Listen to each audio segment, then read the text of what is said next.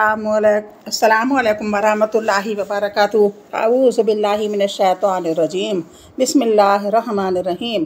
फ़स्कुरूनी अस्कुरकुम वश्कुरूली वला तकफुरून। तुम मुझे याद करो, मैं तुम्हें याद करूँगा, और तुम मेरा शुक्र करो और मेरी नाशुक्री ना करो। बिस्मिल्लाहिर्रहमानिर्रहीम। आज मैं क़िस्से की वीडियो डाल रही हूँ। मैंने सोचा कि हम पैगम्बरों के क़िस्से की वीडियो डालूँ, क्योंकि लोगों को कुछ थोड़ी बहुत पैगम्बरों के बारे में जानकारी हो। आजकल पढ़ाई इतनी ज़्यादा हो गई है कि बच्चों को, बड़ों तक को फुर्सत नहीं है पढ़ने से, मतलब दुनियावी पढ़ाई से। अगर कभी 5-10 मिनट इसमें लगा लेंगे तो क़िस्सा समझ में आ जाएगा कि क़िस्से क्या क्या थे पैगम्बरों के। पहला क़िस्सा जो लिया है वो मैंने शद्दाद का लिया है। हालांकि कोई पैगम्बर नहीं है, मगर बस इसका क़िस्सा ऐसा है कि सबक आमूज़ क़िस्सा है। इसको इतना तकब्बुर था कि इसको अल्लाह ने फिर ज़मीन में धंसा दिया। सुनिए प्लीज़। बिस्मिल्लाहिर्रहमानिर्रहीम। आद के 2 बेटे थे, एक शदीद और दूसरा शद्दाद। शदीद 700 बरस की बादशाही के बाद पड़ा। इसके बाद शद्दाद को अल्लाह ने हुकूमत अता फ़रमाई और उसको सारा ज़मीन पर उसकी हुकूमत हो गई।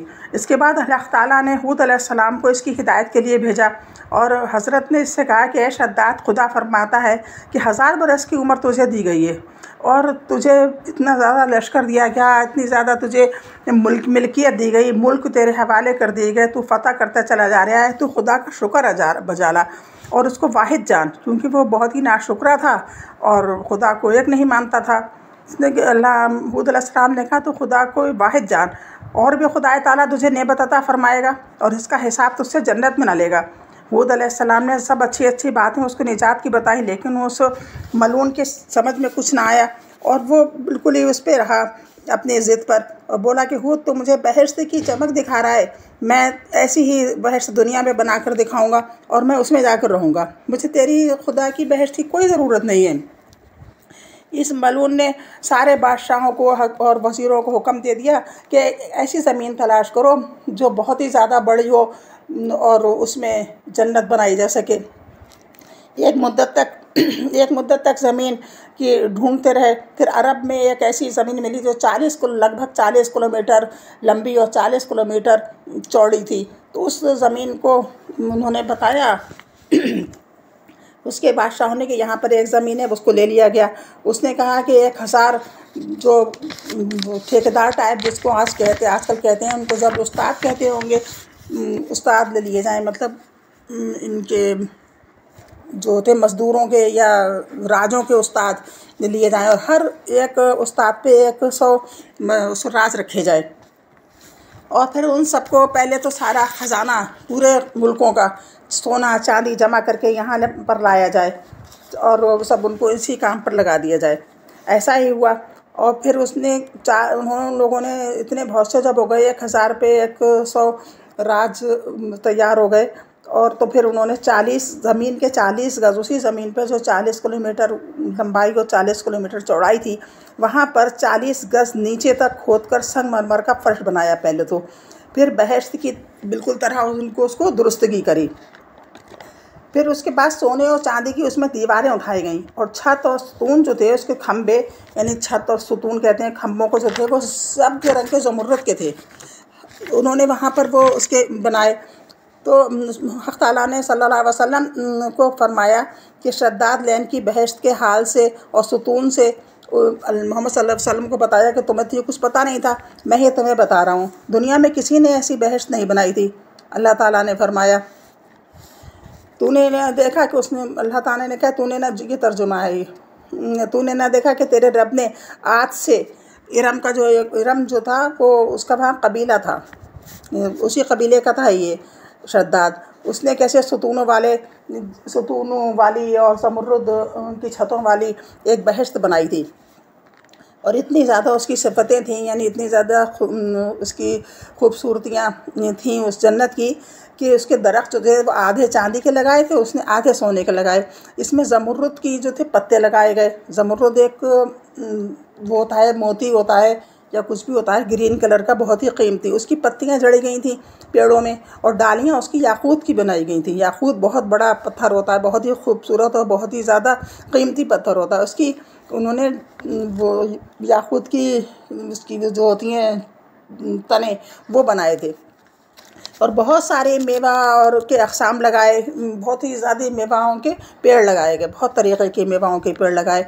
और बजाय मिट्टी के वहाँ पर उन्होंने ज़मरुद और ज़ाफ़रान से भरा गया। उस आंगन को जहाँ पर मिट्टी थी वह मिट्टी हटा दी गई और ज़मरुद और ज़ाफ़रान बिछा दिया गया। और जो उसके पत्थर थे उसको हटाकर मूंगा और मोती डाले गए, यानी सच्चे मोती और मूंगा, ये भी सब एक कीमती पत्थर थे, डाले गए। और उसमें उसकी शराब की और शहद की नहरें जारी की गईं। बहश्त के दरवाज़े पर 4 मैदान बनाए गए, बहुत ही बड़े बड़े, जो बहुत हर तरीक़े के, जिन पे मेवों के पेड़ लगे हुए थे। और हर मैदान में लाखों कुर्सियाँ, 1-1 लाख कुर्सी पड़ी हुई थी सोने और चांदी की। और हर कुर्सी पर दस्तरख़्वान लगे हुए थे और उसमें हर तरीक़े की मेवाएँ रखी हुई थी। 40,000 रोज़ाना 40,000 ख़जाने सोने और चांदी के बहश्त के ख़र्च के लिए जाया करते थे। यहाँ तक कि 300 साल हो गए उसको ये काम पूरा करने में। वो हर मुल्क में, हर शहर में अपने उनको कारीगरों को भेजा करता था कि जाके सारे जगह की कोई एक चांदी का दिरहम भी हो तो उसे वापस अब लेके आओ जन्नत में, और इसके ख़र्चे के लिए ज़रूरत पड़ती थी तो उसे लगाओ। एक बहस आखिर यहाँ तक नौबत पहुँची कि एक औरत बुढ़िया थी, बहुत ही मिस्कीन थी, कि इसकी बेटी के गुलूबंद में 1 दरहम चांदी थी। दरहम उस ज़माने में, जब जैसे आजकल 1 रुपया कहते हैं, पहले उस ज़माने में 1 दरहम कहते थे, चांदी का होता था। तो उसने उसको उस बेटी के गुलूबंद में 1 दरहम चांदी थी। ज़ालिमों ने उसे भी नहीं छोड़ा। आखिर वो लड़की जो थी रोई पीटी और कहने लगी कि मैं गरीब फ़कीर नहीं हूँ, सिवाय इसके 1 दरहम चांदी के मेरे पास कुछ भी नहीं है, ये 1 दरहम चांदी मुझे दे दो। मगर उन्होंने ना सुना। तब उस गरीबा ने खुदा की बारगाह में ये फरियाद की कि इलाही तो इसका इंसाफ कर, इस जालिम के शर से मजलूम को बचा कर रख, इस जालिम के शर से मजलूम को बचा रख, और इसके बेइंसाफ़ी का तो इंसाफ कर, तो उसे दफ़ा कर दे। इसलिए खुदा की बारगाह में उसकी दुआ मकबूल हो गई। अब क़बर शद्दाद ने सारे मुल्क के लड़कियों खूबसूरत लड़कियों को अपने यहाँ, उसने एक घर बना था जो उसका, उसमें रख लिया। उसका ये इरादा था कि जब बहश्त में वो जाएगा तो इन खूबसूरत लड़कों और लड़कियों को ले जाएगा और वहाँ पर ये अपनी उसको खिदमत के लिए रखा करेगा। वहाँ पर एक रोज़ कमाल, बहुत ही 10 साल हो गए इसको बहश्त को बने हुए, मगर वो जा नहीं पाता था। अल्लाह का हुक्म ही नहीं था। जब उसकी रूह कब्ज़ होने का टाइम था तभी वो गया। एक बार ऐसा हुआ कि उसने बहुत ही ख्वाहिश करके ज़बरदस्त वो 200 ग़ुलाम लेकर बहश्त देखने गया।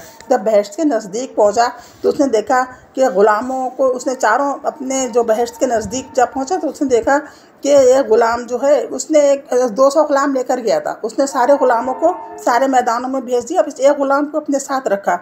जब वो बहश्त के अंदर जाने लगा तो उसने देखा कि बहश्त के दरवाज़े पर एक कोई आदमी खड़ा है। उसने पूछा तू कौन है? तो उसने कहा कि मैं मुल्कुल मौत हूँ। शद्दाद ने कहा तू यहाँ क्यों आया है? उसने कहा तेरी जान कब्ज़ा करने को आया हूँ। शद्दाद ने कहा मुझको ज़रा मोहलत दे तो मैं अपनी बहश्त को देखूँ। मुल्कुल मौत ने कहा खुदा का हुक्म नहीं है कि तू बहश्त में जाए, तुझको तो दोज़ख में जाना है। फिर शद्दाद ने कहा छोड़, मैं घोड़े से उतरूँ। उसने ज़बरदस्ती घोड़े से उतरने लगा। उन्होंने कहा कि नहीं। तो तब उसी हालत में एक पाँव उसका घोड़े की रकाब में रहा और दूसरा पाँव बहश्त के दरवाजे पर था कि जान इसकी कब्ज़ हो गई। वो मरदूद बहश्त में ना जाकर दोज़ख में चला गया। और आसमान से एक ऐसी ज़ोरदार चीख की आवाज़ आई कि सारे साथी उसके हिलाक हो गए और एक लुक़मा खाने की भी उनको फुर्सत न थी। आला, अदना, फ़कीर, अमीर सब गारत हो गए और सब दोज़खी हो गए और इसकी बहश्त को ज़मीन के नीचे दबा दिया गया कि क़यामत तक कुछ उसका असर बाकी ना रहे। बाद अल्लाह ताला ने सालेह अलैहिस्सलाम को कौम समूद पर भेजा। अल्लाह ताला ऐसे मरदूद लोगों से बचा के रखे और ऐसे मरदूद ख्वाहिशों से बचा के रखे। अल्लाह हाफ़िज़। आप सुनिए और बताइए।